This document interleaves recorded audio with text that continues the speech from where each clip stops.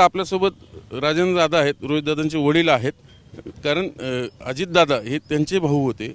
आज दादा गेल्यामुळं बारामती पोरकी झाली, राज्य पोरकं झाले. पण त्याच दादांना न्याय मागण्यासाठी बारामतीकरांना इथं रस्त्यावर उभं राहावं लागतं. आणि जे पोलीस स्टेशन दादांनी बांधलं त्याच पोलीस स्टेशनमध्ये दादांना न्याय मिळणार नसेल तर मग कुणासाठी भांडायचं असा एक प्रश्न आहे. म्हणून रोहित दादा आक्रमक झाले. काल त्यांनी मरीन ड्राईव्ह पोलीस स्टेशनसमोर एकदम आक्रमक पवित्रा घेतला, तरी त्यांची FIR नोंदवली गेली नाही.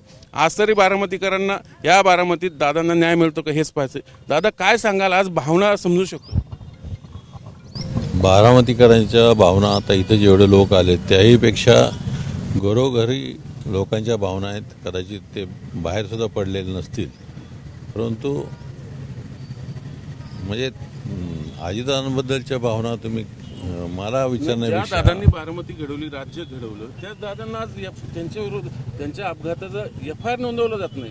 शासन कोणाचं? अजून ती घटना व्हायची. आता इथं जिथं ही घटना घडलेली आहे ज्या पोलीस स्टेशनच्या हद्दीत, त्यासाठी आता मागणी करणार आहेत सगळेजण. आणि मागणी करताना काय रिस्पॉन्स मिळतो नाही मिळतो तो थोड्या वेळाने रोहितदादा आणि सर्व जे नागरिक जमलेत त्यांना समजेलच. पण काल मरीन ड्राईव्हला तुम्ही बघितलं DCP ज्या पद्धतीनं वाद सगळ्याचं मीडिया सगळ्या माध्यमांमधून दिसलं, रोहितदादा आक्रमक झाले होते. मग शासन दखल घेतली. आता हे आपण सगळ्यांनी आणि विशेषतः मीडियाने यांनी सगळ्यांनीच समजून घेतलं पाहिजे की ज्या पद्धतीने नागरिकांना न्याय मिळत नाही आहे आणि ज्या पद्धतीने सरकार हे चालवलं जातं तर ते योग्य नाही असं वाटतं. न्याय हा मिळालाच पाहिजे किंवा त्यांना काय म्हणणं मांडायचं आहे ते म्हणणं त्यांनी ऐकून घेतलं पाहिजे. त्यानंतर कायदेशीर काय असेल त्या बाबतीत ते पुढे निर्णय घेतील.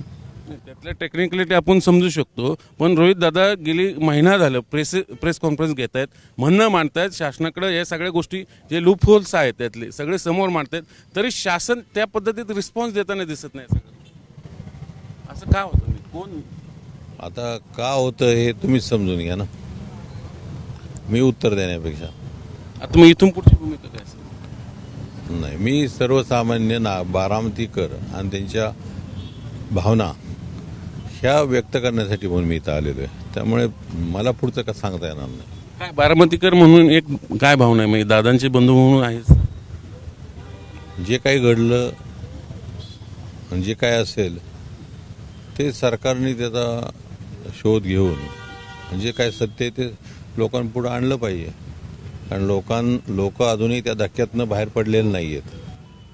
याच्यात शासन म्हणतंय आम्ही ऑलरेडी चौकशी करतोय, ED दाखल आहे, मग परत FIR कशासाठी? म्हणून काल त्यामुळे नोंदवून नाही घेतलं. मला यातलं नाही सांगता येणार. मी हे रोहितदादा तुम्ही हे प्रश्न विचारा आणि त्यांचे जे कोण सगळे सहकारी त्यांना प्रश्न विचारा. आम्ही सर्वजण आमच्या आज नाही FIR नोंदवलं करायला म्हणून मी इथं आलेलो आहे. समजा नाही, आज पुन्हा एकदा मरीन ड्राईव्ह सारखं जाणार. मला नाही सांगता येणार. ते आमच्या सगळ्या बारामतीकरांच्या ह्याच भावना आहेत की याला उत्तर मिळालं पाहिजे.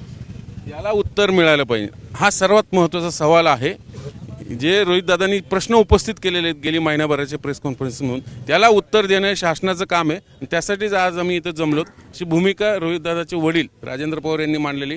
बघू आता बारामती पोलीस स्टेशनमध्ये तरी ही FIR नोंदवली जाते की नाही.